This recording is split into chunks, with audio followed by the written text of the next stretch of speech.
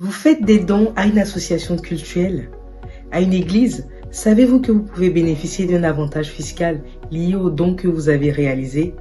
Je vous explique tout dans cette vidéo.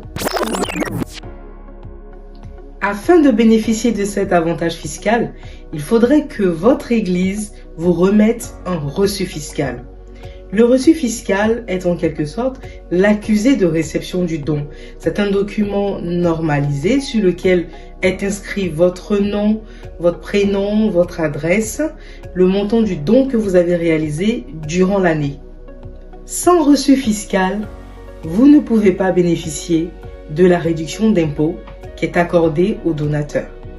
Lors de votre déclaration d'impôt sur le revenu, vous inscrirez le montant du don que vous avez réalisé auprès de votre église.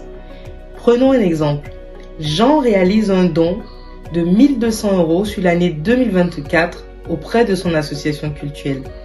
Au moment de sa déclaration d'impôt sur le revenu, il inscrira ce montant de 1 200 €. Le calcul se fera tout seul.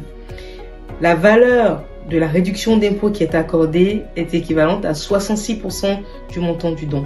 Donc, sur un total de 1 200 € de dons réalisés, Jean bénéficiera d'une réduction d'impôt égale à 792 €.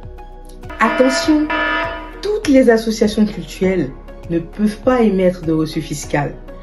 Pour pouvoir émettre un reçu fiscal au profit des donateurs, il faut avoir la qualité cultuelle. L'obtention de la qualité cultuelle consiste en une démarche spécifique auprès de la préfecture.